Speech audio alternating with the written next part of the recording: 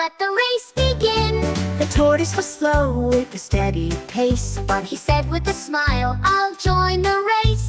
The rabbit laughed loud, you race with me? I'll finish so fast you'll still be a tree. They lined up and started, the crowd all around. With the flash of his feet, the rabbit left the ground.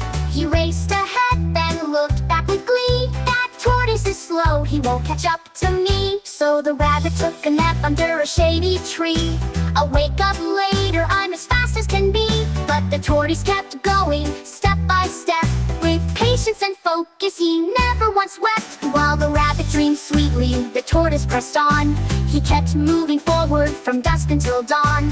Finally the rabbit woke up with a fright. He dashed to the finish, but oh, what a sight.